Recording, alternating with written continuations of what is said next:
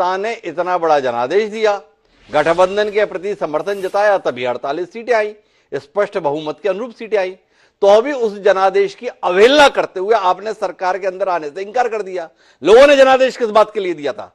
लोगों ने जनादेश इस बात के लिए नहीं दिया था कि नेशनल कांफ्रेंस अकेली सरकार बना ले। जनादेश इस बात के लिए आया है जम्मू कश्मीर का कि नेशनल कॉन्फ्रेंस और भारतीय राष्ट्रीय कांग्रेस मिलकर राज्य को संचालित करें।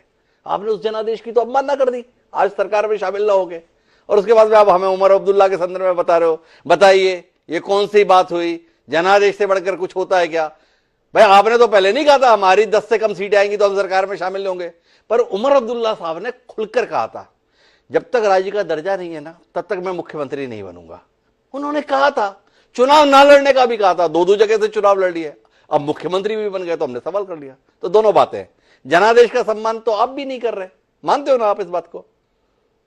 हिमांशु जी, मैं ससम्मान आपको अनुरोध करना चाहूंगा। देखिए आप बराए मेहरबानी जरा मर्ज को समझिए, मेरी कुछ बाध्यताएं हैं, मैं बड़े स्पष्ट शब्दों में आपको बता दूं।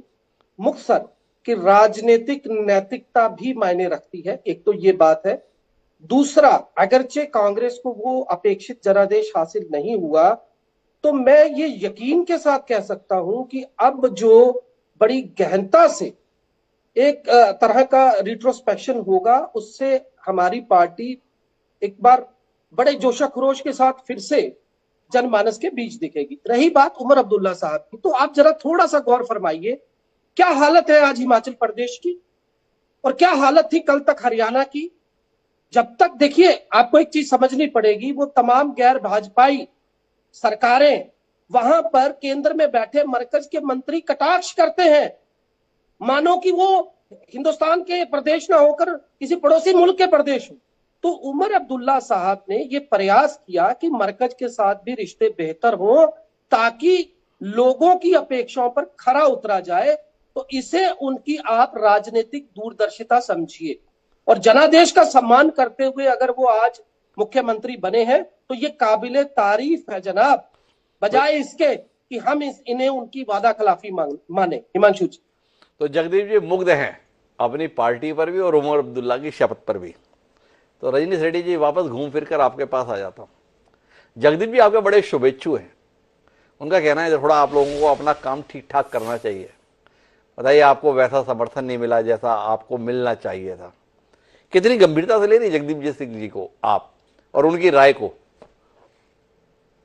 जी, मैं जगदीप जी की 2-3 बातों का जवाब देना चाहूंगी। इन्होंने पहले बात की 370 के ऊपर डिबेट होनी चाहिए। पहले तो ये मुझे बताएं कि पूरे जम्मू कश्मीर में 6 सीटें ये लोग जीत कर आए हैं और जम्मू में 1 सीट आई है। ये 370 पर डिबेट करने की इच्छा रखते हैं, जो ये अपना एक राजनीतिक मुद्दा बनाने की कोशिश कर रहे हैं। इनको पता है कि 370 पे इनको क्या जवाब मिलेगा, सुप्रीम कोर्ट की तरफ से क्या डिसीजन हुआ है, सब जानते हैं। मगर लोगों को फिर से बेवकूफ बनाने के लिए अब फिर से एक नया शगुफा इनकी तरफ से चल रहा है। दूसरी बात इन्होंने की, जम्मू की जनता ने भी इनको बहुत वोट दिए जो इन्होंने अपेक्षा नहीं की थी। मैं तहे दिल से धन्यवाद करना चाहूंगी जम्मू की जनता का, जिन्होंने हमें वोट दिए। इनको खुद को देखना पड़ेगा कि इनको गिरेबान में झांकना पड़ेगा कि जम्मू की जनता आज भी भाजपा पर विश्वास करती है, कांग्रेस पर नहीं। और ये बात कर रहे थे कि हमने चेहरे बदले। भाई मेरे, हम चेहरे इसलिए बदलते हैं ताकि नई पीढ़ी को भी मौका मिले। हम उन्हीं हारे हुए चेहरों पर दाव नहीं लगाते जिन चेहरों पर आप लोगों ने लगाया। कांग्रेस के 2-2 बार 3-3 बार जो विधायक हार गए थे, उन्हीं विधायकों को फिर से टिकट देकर आप लोगों ने नए चेहरों को फिर मौका नहीं दिया, जो आपकी हार का कारण बना है। तो मुझे लगता है कि आप हमें समझाने की बजाय 6 सीटें लेकर 29 सीटों को समझाने की बजाय अपनी कांग्रेस को समझाएं कि जम्मू में क्या करना है आप लोगों ने।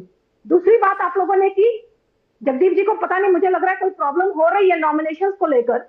इन्होंने बड़े 2-3 बार इसमें कटाक्ष किया, जबकि इनके ही प्रवक्ता यहाँ के सुप्रीम कोर्ट में उन्होंने अर्जी दाखिल की और सुप्रीम कोर्ट से वो रिजेक्ट हो गई है। ये शायद जानते नहीं है।